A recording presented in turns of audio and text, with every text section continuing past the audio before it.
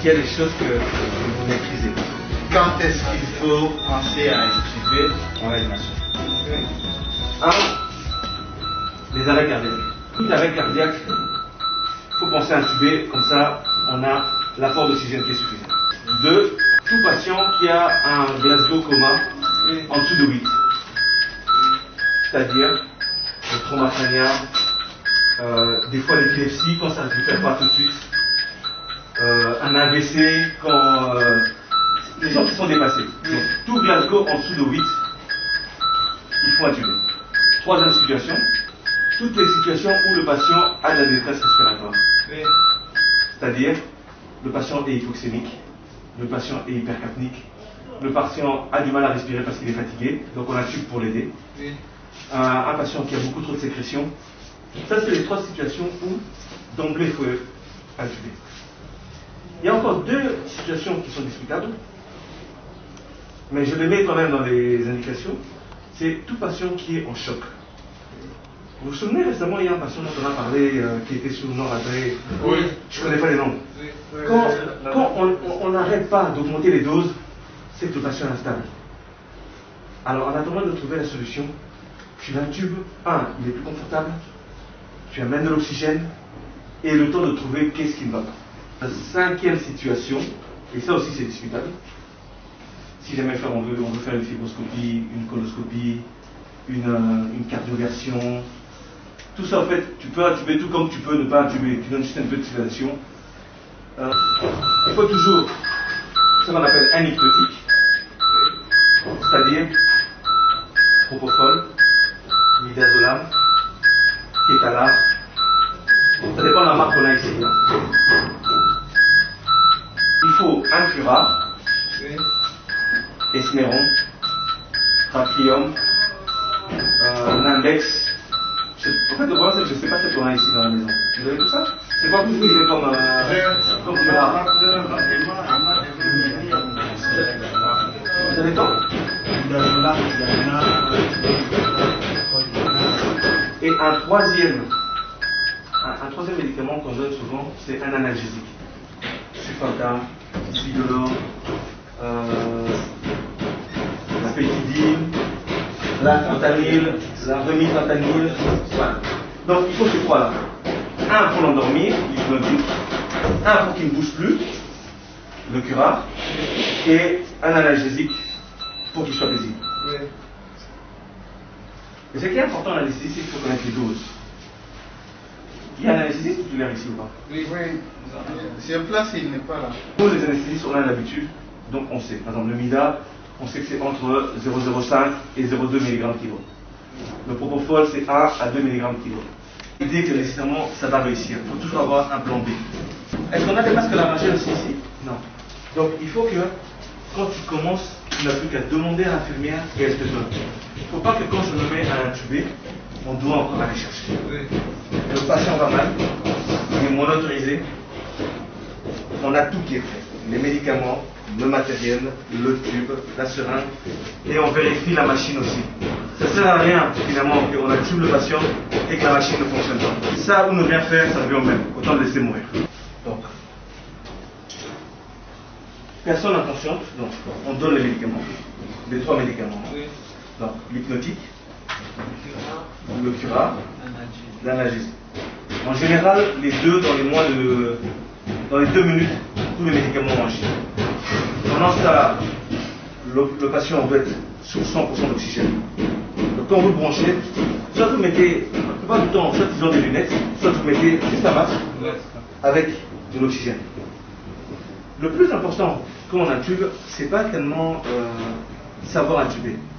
Il faut que si jamais tu n'arrives pas à intuber, je suis à l'imiter, tu m'appelles, tu le tiens toi à la main et tu le ventiles, jusqu'à ce que j'arrive.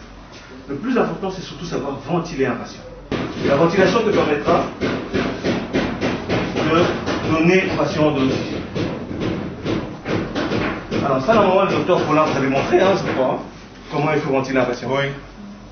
Vous vous souvenez où est-ce qu'il faut mettre les mains et tout ça? Oui. Le but, c'est de luxer la mâchoire. Ok? Donc, ça. C'est, je luxe la mâchoire Et puis, avec ma main ici, j'appuie dessus. Ce qui fait que, si on est à deux, moi je peux mettre mes deux mains comme ça, et l'autre ballonne. Mais nous les anesthésistes, nous on a l'habitude, nous on sait faire les deux en même temps. Tu prends et tu ballonnes. Tu ballonnes. Et à quoi tu vois que l'oxygène passe, tu vois que son thorax monte, descend. Monte, descend. Tu essaies d'intuber, tu ne sais pas intuber, tu m'appelles, je suis alimenté, je dis j'arrive. Pendant ce temps-là, tu ballonnes, tu ballonnes, tu ballonnes, jusqu'à ce que j'arrive. Ça c'est avant, ça c'est le plus important. Ça peut arriver à tout le monde. Donc c'est le geste qu'il faut surtout bien contrôler. Donc toujours bien, enfin chez quelqu'un qui est éveillé, ça fait mal. Hein. C'est vraiment, vous mettez les doigts ici et vous avancez la mâchoire. La mâchoire va aller vers l'avant, ce qui fait que la langue va se dégager et l'oxygène. Au moniteur, vous voyez qu'il a toujours 100. Les 2 minutes sont passées. Là alors, vous pouvez commencer à prendre le laryngoscope. L'infirmière qui prépare doit savoir faire ce geste, comme ça. Et en fait, quand tu donnes au médecin, qui est comme ça, tu dois lui donner pour qu'il puisse tenir comme ça. Il ne faut pas lui donner pour qu'il soit encore comme ça et qu'il vienne à chercher. Quand tu donnes à celui qui va intuber, tu lui donnes pour que tu lui donnes comme ça pour que lui prenne comme ça. Comme ça, il a facile à entrer dans la bouche. Ok ?